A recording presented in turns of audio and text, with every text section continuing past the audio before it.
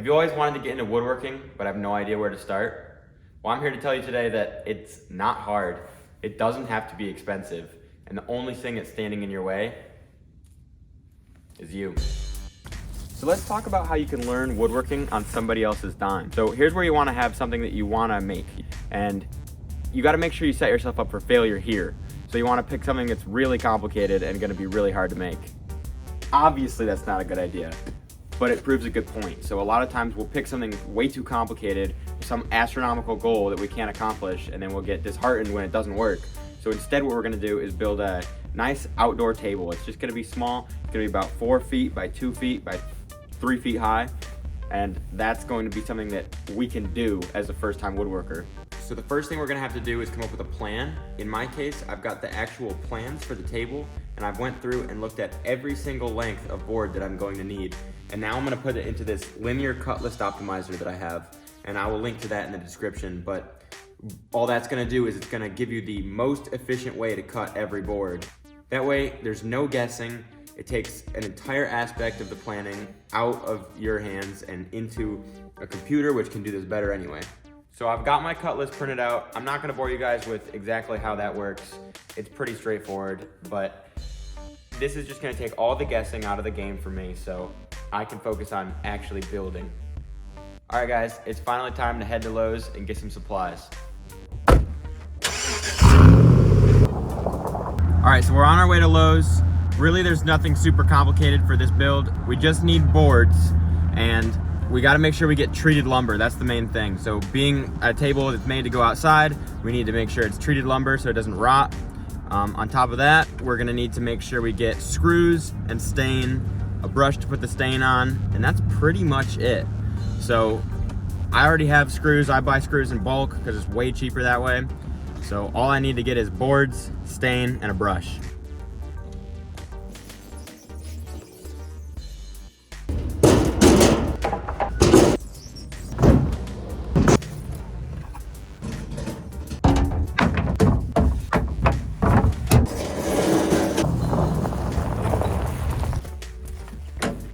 All right, we got all of our materials. Let's get to building. All right, so I've got my speed square, a pencil, a measuring tape, and my cut list. So I'm gonna start cutting these boards. And I know you might be thinking like, oh, I don't have a miter saw.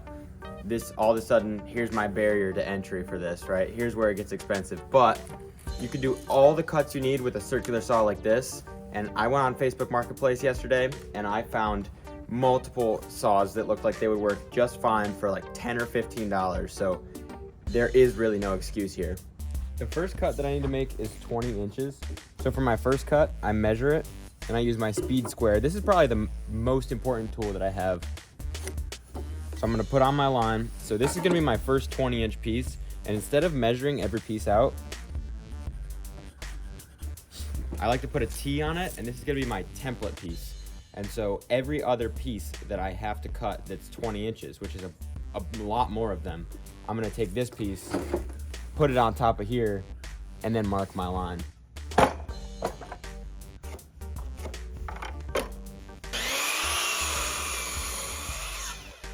All right, this is gonna make up most of our frame. Now that it's all cut, we can start assembly. So we're gonna start by laying out this frame that's going to make the top.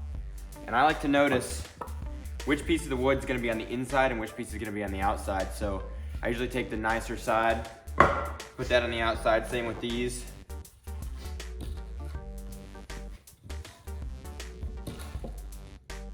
Another important thing to remember is that lumber like this is not gonna be completely straight. It's gonna be warped and bent. So the way we put it together is kind of important for making sure that it comes together and straightens out. So that's why I lay everything out like this, so I can see a bend in the wood. Like, see how this is not touching all 3 of these boards, but it should be.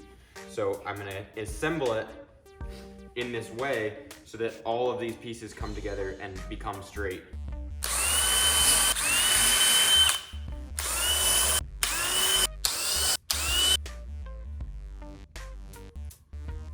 So pre-drilling these holes is gonna make it not only a lot easier because I can get these screws started so I don't have to worry about trying to start them with the drill, but it's also going to, like I said, make sure that this wood is not going to split here at the end.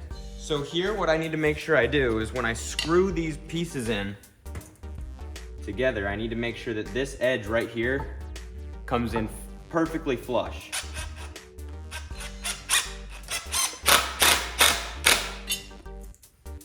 So that came out flush, and then same thing with this bottom side.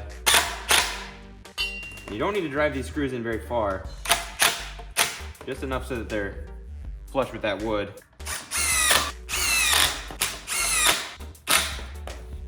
I can use my square and mark where my legs are gonna go.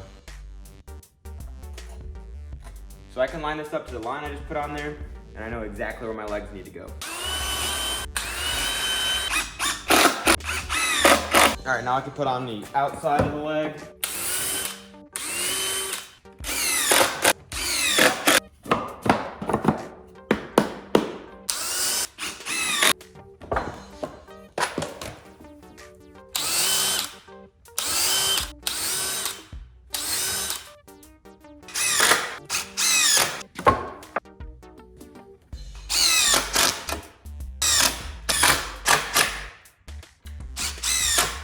I didn't cut the outside of this foot yet.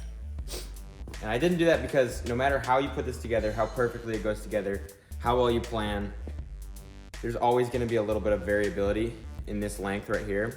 So what I do is I take my piece that's gonna be the outside of my leg here, and I just score that against the actual dimension it needs. And then I'm gonna cut that right here. So this piece cut up is almost perfect.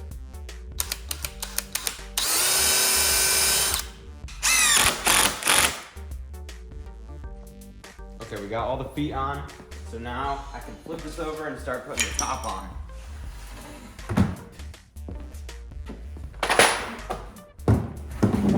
From each of these boards, I'm gonna need to cut two 40-inch sections and then two just over 48. So I'm gonna start doing that now.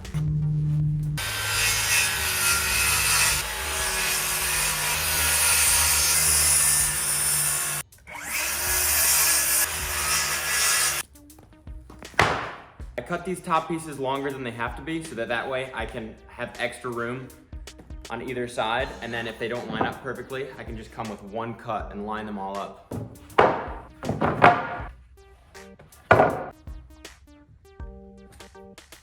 All right, once you're happy with your positioning, we're just gonna screw these down exactly where they are.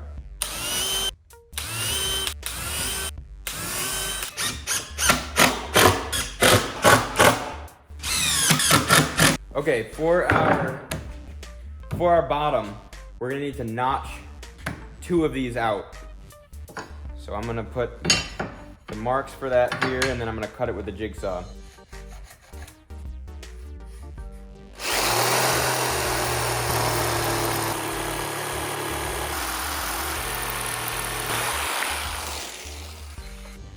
Our pieces are cut. We're gonna gently coerce them into place.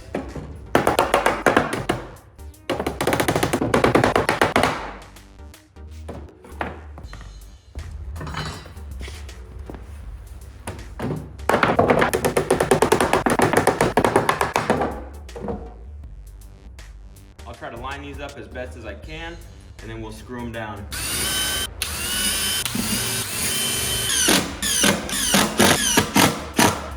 We got the bottom all installed. Now all we have to do is cut off this excess on here.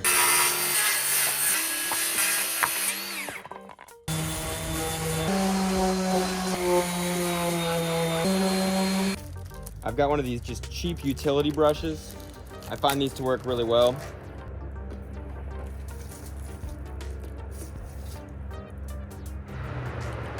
Just be ready to make a mess.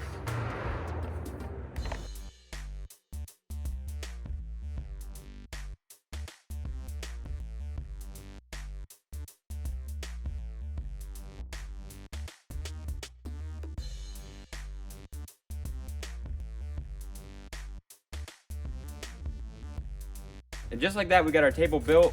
It really didn't take that long, but there's a lot that you're going to learn doing this. I've built a bunch of these at this point, and I still have things about this one that I think could be improved, could be better. Now what we're gonna do is post this to Facebook Marketplace and see if we get any bites on it. And don't be afraid to post it for just a little bit more than you purchased the supplies for, because it's gonna sell faster that way. You're gonna have all that money back in your pocket and you can start a new project. So I've done like 30 or 40 of these at this point, and they're all improving every time I make one. I'm learning a little bit every time. Sometimes I can tweak it or change it. Actually, the desk that I was sitting at the beginning of this video is one that I made for myself with pegboard, and it's got a shelf in it and stuff, and it was just me experimenting. And that's kind of the fun of this, is that you just make something and then post it. Eventually someone will buy it. There's so many cool things to learn with this, so go out and build something. Have a good one. Thank you for watching.